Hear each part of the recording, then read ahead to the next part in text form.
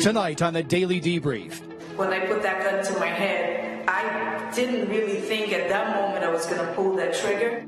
Did a husband's cold reaction to his wife's suicide attempt lead her to kill him instead? His body just went boom. Plus, evidence of a family of 4 buried in the desert. Also, a new legal team for Harvey Weinstein. And Alec Baldwin gets off easy after admitting to punching a man over a parking space. This is the Daily Debrief for Wednesday, January 23rd.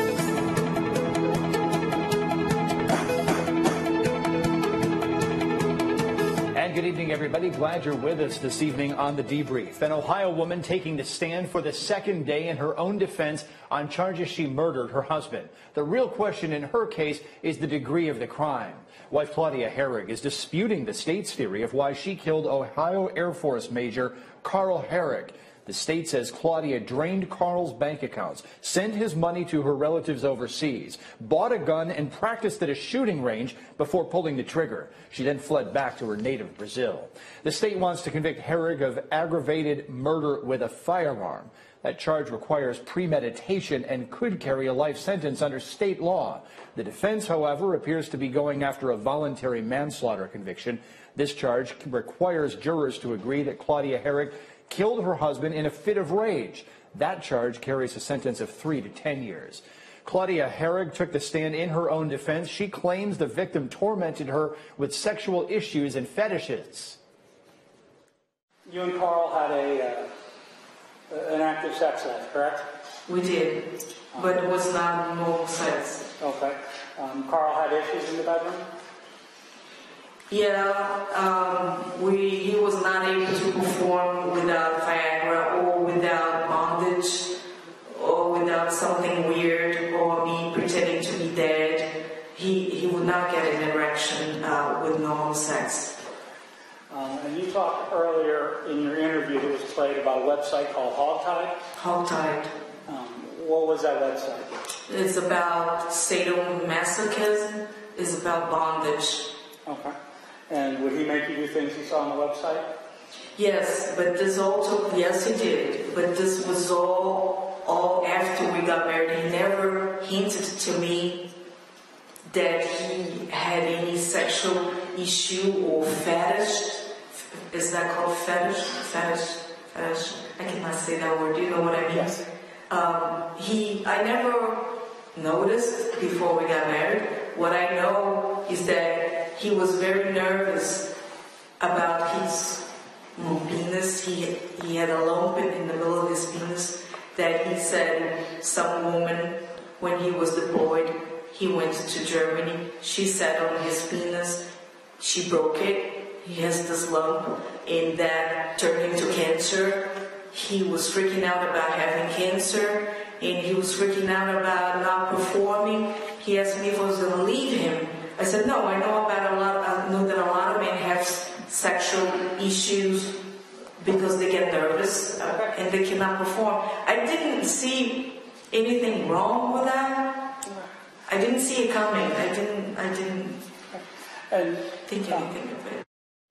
Next, the defendant testified about a television show filled with sexual situations which she says caused trouble with her marriage with the victim. Listen to this. Miles High. And what was that TV show about? Miles High was about the lifestyle of that he really, that's the whole reason why I think now he left the U.S. force. Miles High was about pilots and the pilots and the crew, men having sex with men and women having sex with men and women, they all having swapping. It was, what is that called? RG? O-R-G-Y? Like swinging, it's like big. And so that's what the show was about? That's what the show was about, and I was forced to watch men with men, women with women. It's a big sex party. Now, did Carl talk to you about engaging in this sort of conduct? Yes, he was pushing me to towards his pilot, I guess it was the captain. He was trying to have me sleep with a pilot. Okay. And you didn't approve of this lifestyle? No, I'm conservative. I don't approve of that kind of swapping, couple swapping. I don't like it. Okay. Did that cause problems in your marriage? Yes. He felt I was too uptight. Eventually, Herig described the moment when she pulled the trigger. She says it started when the victim saw her with a gun to her own head in what she called a desperate attempt to get attention. He showed no emotion and grabbed her by the throat, she testified. Then he told her to shoot herself in the basement where her blood would not soil his paintings. Then this. Well, I thought to myself, well, that's it. There's no more talking. I'm going to kill myself. But you know what? If I'm going to die, he's going to get his wish. The child's going to die. The three of us are going to die here right now. So I just, when I started going down the steps, I just got up real fast. I positioned myself behind him and I shot the first time, and he died instantly. And he just fell. His body just fell like this. And as he was going down, I think his right foot was still up in the air. And that's when it buckled and he lost his right shoe. And his body just went boom. It just, in my head, he was on the third step going down. Maybe he was in the middle, maybe fourth, fifth, but he was in the middle of the stairs. And since he didn't make that sound, if you were big, since he didn't make that sound, didn't move anymore, I know he died from the first shot. Now to some of the fiery and combative cross-examination. At times, the witness was asking the attorney questions. He was shouting back, hey, I asked the questions here. Let's go straight to the part about the shooting. You shot Carl Herig with the same gun that you bought 2 days earlier at Slugmasters, correct? Yes. You shot Carl Herig with the same gun that you paid $227.52 for a light laser sight 2 days before, correct? Yes. You shot Carl Herig with the same gun that you had Brian Martin put that laser sight on when you bought it, correct? Yes. You shot Carl Herig with the same gun that you practiced with for about an hour 2 days earlier, correct? Yes. You shot Carl Herig 2 days after, now what we hear is the first time, just a salesman trying to get you to buy a bigger gun. You had no intent of buying that one, though, right? No. Okay. You shot and killed Carl Herig by putting not one, not two, but 3 shots into his body, correct? Yes. All right. And you executed him by walking down those 10 steps. I'm going to sustain that objection. All right. You shot him. And despite the fact that you said earlier you're not a doctor or a forensic pathologist, you claim the first shot killed him, correct? Yes. Mm-hmm. Yet, that house has 10 steps from the second floor to where his body was. Is that correct? I believe your words. All right.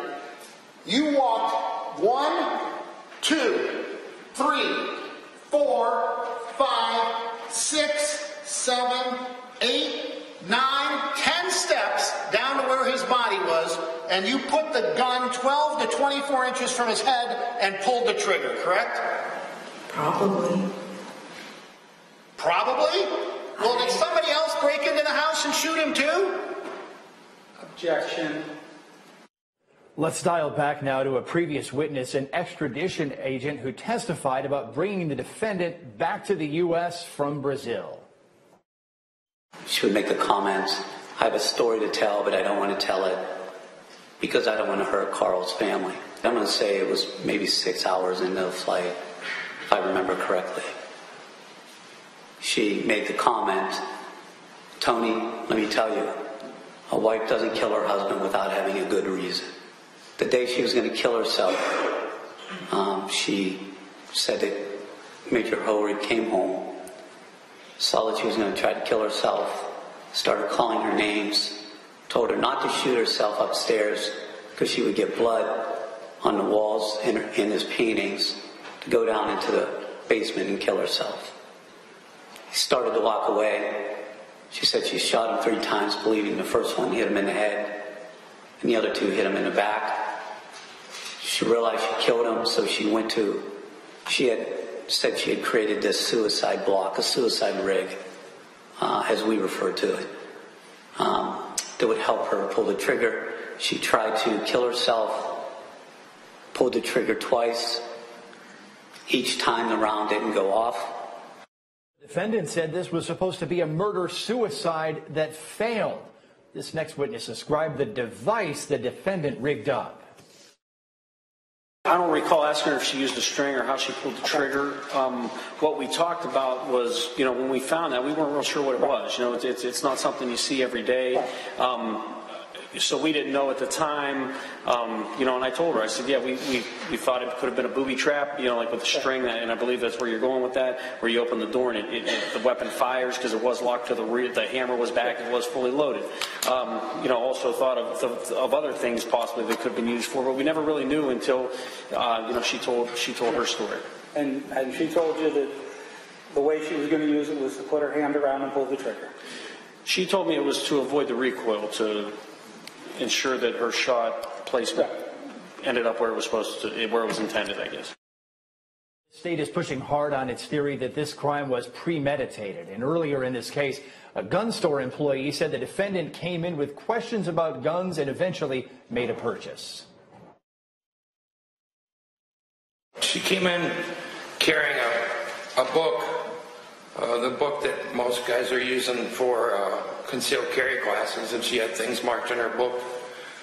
She had several questions. I don't remember all the questions specifically, but I tried to explain and answer her questions. Do you recall what some of the questions were? I mean, you may not remember everyone, but do you remember in general or what they were about? I know she asked about semi-automatic versus revolvers, and she had some questions about ammunition. Okay. And at the time, did she indicate she was interested in purchasing a firearm? Yes. Initially, what type of firearm did she indicate or express an interest in? Did she even point to one? I remember her looking at a Smith & Wesson Model 29, which is a .44 Magnum. I asked her what she wanted to do with it, and she didn't. She said she didn't want a gun to carry, but she wanted one for protection. And I explained to her that a .44 Magnum isn't good for beginners because of recoil and muzzle blast. It's not something easy to start out with.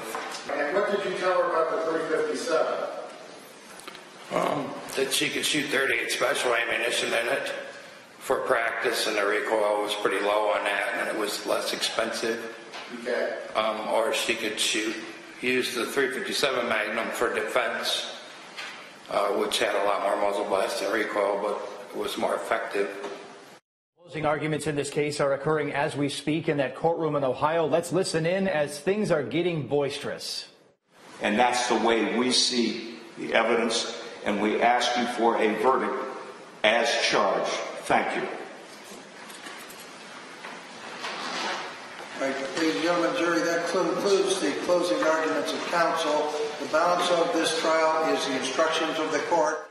Things got really loud at the end. We cut in just at the last second. Let's move on now. Our guest tonight is attorney Katie Cherkasky from Los Angeles. Katie, the victim here claims she tried to commit suicide as a plea for help, then claims after she shot and killed her husband that she tried to kill herself again and the gun just didn't work. Are people going to believe what she said on the witness stand?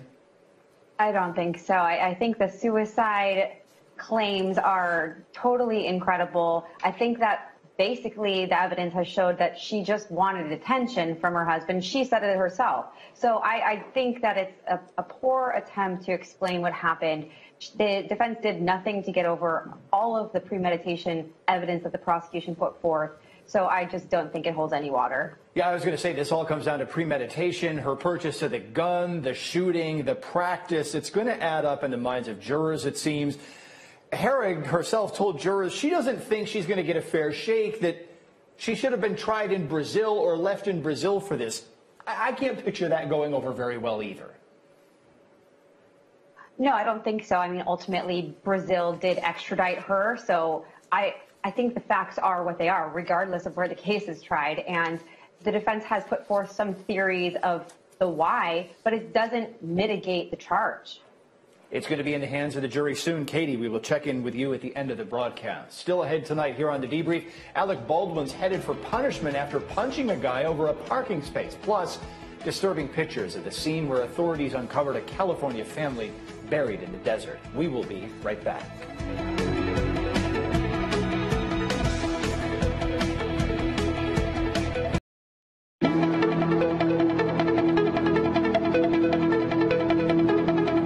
Welcome back to The Debrief, folks. Actor Alec Baldwin is heading to a one-day anger management class after pleading guilty to a harassment charge. Baldwin admitted in court today he punched a man who took a parking place near his Greenwich Village home in New York. Baldwin's lawyer says the charge is a violation only, not a crime, and that many of the records will eventually be sealed. Prosecutors said Baldwin deserved the chance to plead guilty to a lesser charge after they reviewed surveillance footage and the victim's medical records. Movie producer Harvey Weinstein has a new legal team. Jose Baez, Pam Mackey, and Harvard law professor Ron Sullivan will round out Weinstein's new team. Weinstein fired his previous attorney after a disagreement about strategy. Baez previously represented one of Weinstein's accusers on drug charges. Weinstein, of course, faces charges of forcible oral sex and rape. We've been covering live testimony for several days here on The Debrief, so let's get you caught up on a couple of verdicts you may have missed. A New Jersey jury convicted Jeremiah Monell of murdering his wife with a pair of kitchen knives while his 12-year-old son watched. Prosecutors say Monell stabbed the victim, Tara O'Shea Watson, nearly 90 times. Monell's son was on the stand, and he said he witnessed at least some of the stabbing. He said his mother's last words were, "Let me die in peace." Monell's conviction carries a mandatory life sentence without any chance of parole. Before trial, Monell rejected a deal that would have gotten him out of prison in his mid-60s. A former Chicago cop learned his sentence for shooting and killing a teenager. A jury convicted Jason Van Dyke of pulling the trigger without justification during this incident with a knife-wielding teen named Laquan McDonald. McDonald had aggressively threatened others earlier this same night, but Van Dyke was the one who pulled the trigger. Van Dyke said McDonald raised his knife and pointed it at him, but it's hard to see from the angle of this footage. Here is the judge's sentence. I find that the lesser offense in this particular case and set of facts is the aggravated battery with a firearm. Just as an aside, all those shots were done within a range of any place from 14 to so many seconds, but less than 30 seconds at the most. So I consider that one act. So they would all merge, but I'm not going to enter judgment on that, as Illinois requires that with one act, one sentence, one crime. So therefore, there'll be no judgment entered in on the aggravated battery with the firearm counts, and they will merge. I'll enter judgment on the second-degree murder count. And it's just so senseless that these acts occur because you can see the pain on both sides of the family. And I think Mr. McMahon said it in closing arguments in the case in chief. This is a tragedy for both sides. So this is not easy, and I don't expect it to be easy. My findings are an appropriate sentence would be 81 months in the Illinois Department of Corrections, 2 years mandatory supervised release. Testimony is grinding along in the case of a California man accused of murdering a family of 4. Defendant Charles Merritt could face the death penalty if convicted in the killings of his business associate, Joseph McStay, McStay's wife, and the McStay's 2 boys. Authorities at first wondered if the McStays had gone to Mexico to avoid business debts, but a dirt biker later located their bodies buried in the desert. That's when suspicions focused on the defendant. One witness on the stand for several days testified about the defendant's handling of the victim's business checks. Were you personally aware of a confrontation with the defendant asking about where that payment was? They had quite a few confrontations. Yeah. Specifically, is this one where Mr. McStay indicated the check was being delivered by Mr. Merrick? Yes. And tell us how that happened. Again, my dad doesn't pull no punches, and he's pretty blunt, and they got into a pretty heated argument about it. How long after you know that the McStays went missing did your business relationship with the defendant last? It spiraled really quick because it was a huge project that went to Dubai, and we were concerned about getting our final payment. Was there ever a formal separation between the defendant and Metro Sheet Metal? No. Shortly after that, me and my father parted ways again. Okay. Do you recall ever, after the McStays went missing, the defendant paying you or your dad or Metro Sheet Metal money for completed projects? No. Objection Foundation, as he said he wasn't at the business anymore. I asked if he was aware. You said no. No. Images from the grave yesterday and today in this case as prosecutors elicited testimony about the recovery of the McStay family's remains. A dirt biker in the desert discovered the skull of one of the family members. That led to the discovery of the entire family and to the recovery of the hammer suspected to be the murder weapon. Attorney Katie Cherkasky is still with me here on the debrief. So, Katie, we've got these very sad pictures of the family's remains turning up in the desert, being presented to jurors. The question is, how does this tie the defendant into the crime? Because it's clear this family is gone. It's clear that those are their remains, but all this evidence linking the defendant to the case is rather tenuous. It really is. It is a circumstantial case for the prosecution. I think that, as we've seen, one of the most damning pieces of evidence for the defense, however, is the defendant's cell phone pinging off of a tower near those grave sites. And so I don't know what the explanation for that will be. They will offer something, but it's a circumstantial case, and the motive is not particularly strong. But that cell phone near the grave sites is really what I think is the strongest thing we've seen so far. That might be the linchpin of the case here. Look, we have some animosity that's been building up through some of this testimony between the defendant and the victim, or several of the victims. And maybe it'll be enough. Maybe it will be enough to push the ball across the line and prove guilt beyond a reasonable doubt. We'll have to wait and see. It's a long trial. Katie Cherkasky, appreciate you joining me on the debrief tonight. Thank you. That wraps up things here on the debrief. Our live trial coverage begins tomorrow at 9 o'clock Eastern on the Law&Crime Network. I'll see you back here on the debrief either at 4 o'clock Eastern or 5 o'clock Eastern, depending on the day's testimony in the McStay family murder case from California.